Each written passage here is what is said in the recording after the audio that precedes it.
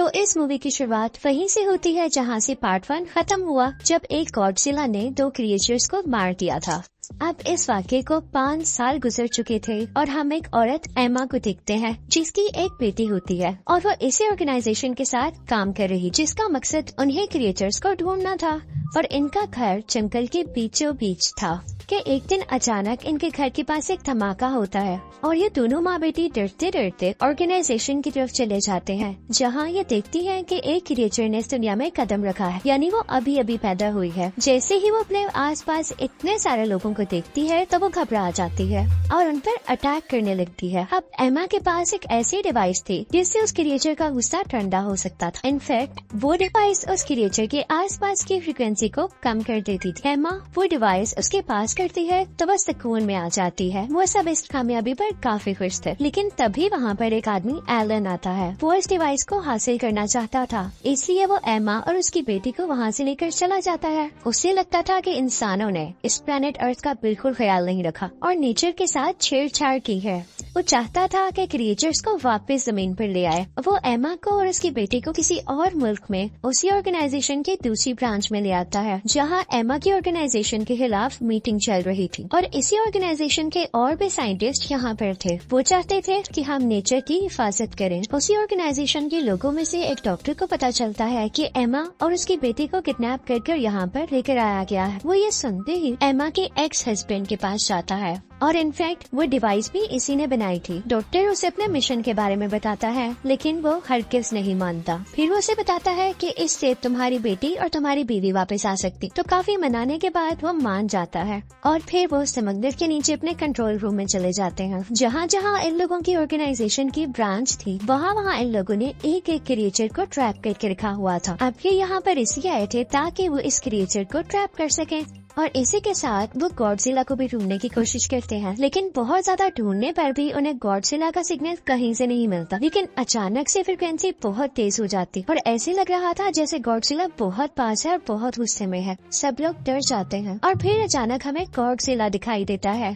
जो कि समंदर में ही था और उनकी तरफ बढ़ रहा था। वो वहाँ पर लगे हुए शीशे को जोर जोर से तोड़ने लगता है। इनफैक्ट गॉडजिला समंदर से ही हर मुल्क में जाया करता था जब उसे लगता था कि वहाँ पर कोई डेंजरस क्रिएचर है। अब वो अंटार्कटिका जाता है उसी क्रिएचर को ढूंढने के लिए। इन सबको भी पता चल जाता है कि गॉडजिला का वहाँ जाने के पीछे क्या पर्पस है, यानी वो वहाँ क्यों जाना चाहता है, तो इसलिए वो लोग भी उसका पीछा करते हैं। लेकिन जैसे ही वो वहाँ पहुँचता है तो हम देखते हैं कि वहाँ पर एक बहुत खौफनाक ड्रैगन है जिसके 3 सिर है और उसे किंग अरोरा कहते हैं। लेकिन इस ऑर्गेनाइजेशन ने उसे सुला कर रखा हुआ था और वो भी एक्टिव नहीं था। गॉडजिला की इसके साथ काफी दुश्मनी थी और गॉडजिला अक्सर आया करता था इसे देखने के लिए ताकि वो इससे लड़ सके। अब जब डॉक्टर वहाँ पर एमा को बचाने के लिए जाता है तो वो ये देखकर हैरान रह जाता है कि एमा भी एलन के साथ मिली हुई है। वो सारे प्लान के बाद यहाँ लाई गई थी ताकि वो उस ड्रैगन को जगा सके। वो अपने एक्स हस्बैंड और डॉक्टर के साथ जाने से इनकार कर देती है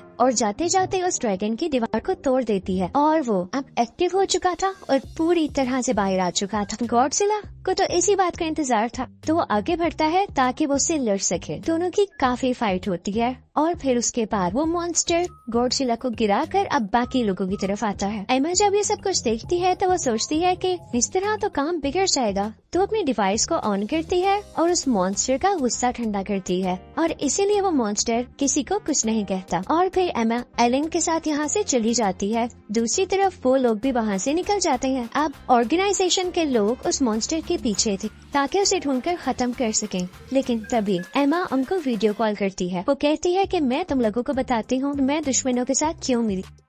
तुम लोग इस काबिल थे कि तुम्हारे साथ रहा जाता। तुम तो क्रिएचर्स को और इवन नेचर को नुकसान पहुंचाते हो और मैं एक एक करके सब क्रिएचर्स को आजाद कर दूंगी। तुम लोगों ने जमीन के साथ बहुत बुरा किया है, लेकिन यही क्रिएचर अब हमारी मदद कर सकते हैं क्योंकि इनकी बॉडी में रेडिएशंस हैं, यानी शुआएं हैं। तो जहाँ जहाँ ये लोग जाएंगे अपनी रेडिएशन से ये जमीन को वापस ठीक कर सकेंगे। ऑर्गेनाइजेशन के लोग उससे कहते हैं लेकिन ये क्रिएचर्स तो इंसानों को मारना चाहते हैं, तो तुम कैसे इनको अपना साथी समझती हो। तो वो कहती है कि तुम्हारी सोच गलत है। हम सदियों से एक साथ रहते आ रहे थे, सब कुछ बैलेंस में था। हम इन्हें कुछ नहीं कहते थे तो ये भी हमें कुछ नहीं कहते थे। हम इनका ख्याल रखते थे, लेकिन अब तुम लोगों ने इसके साथ बुरा करना शुरू किया तो क्या ये तुम लोगों के सामने अच्छे बन के बैठे रहे और अपनी हिफाजत ना करे। वो कहती है कि मैं इनको आजाद करके ही छोड़ूंगी और इसी के साथ वो कॉल बंद कर देती है।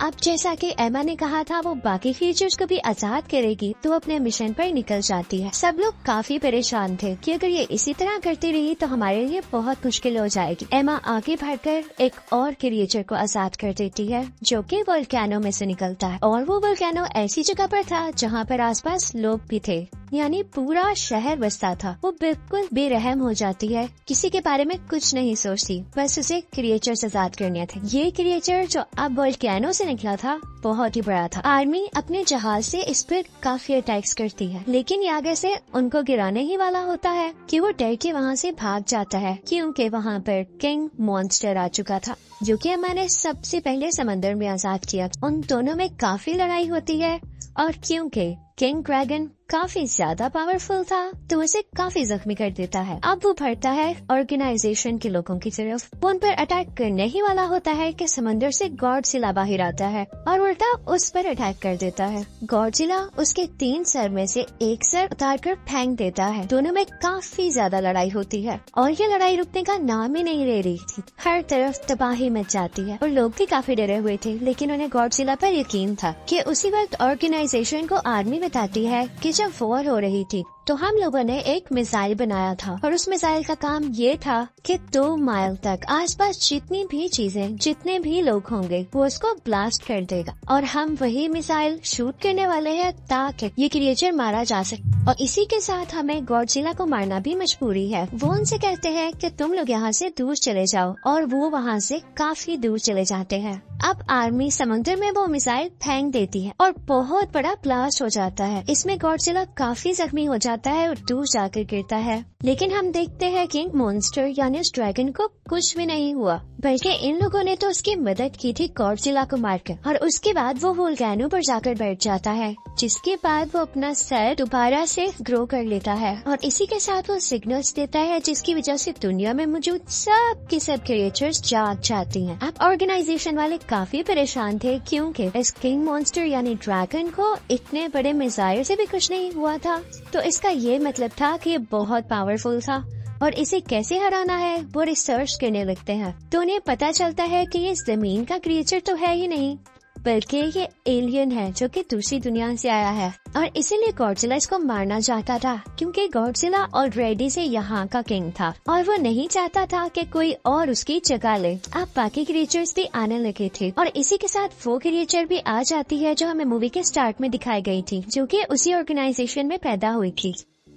इस मूवी में हमें ये दिखाया गया है कि वो गॉडजिला की पार्टनर यानी साथी होती है। उसे गॉडजिला के सिग्नल्स कहीं नहीं मिलते तो उसके लिए एक सॉन्ग गाने लगती है। तो तभी से ऑर्गेनाइजेशन वाले भी देखते हैं कि उन्हें गॉडजिला के सिग्नल्स मिलने लगे थे, जिनसे उन्हें पता चलता है कि वो अभी भी जिंदा है और वो उस जगह चली जाती है जहाँ पर गॉडजिला था और ये लोग भी उसका पीछा करते करते समंदर के नीचे चले जाते हैं। समुद्र की बहुत गहराई में आकर ये देखते हैं कि दीवार पर तरह तरह की पेंटिंग्स हुई हुई है, जिनसे पता चलता है कि क्रिएचर्स गॉडजिला और इंसान सदियों से एक साथ रहते आ रहे थे।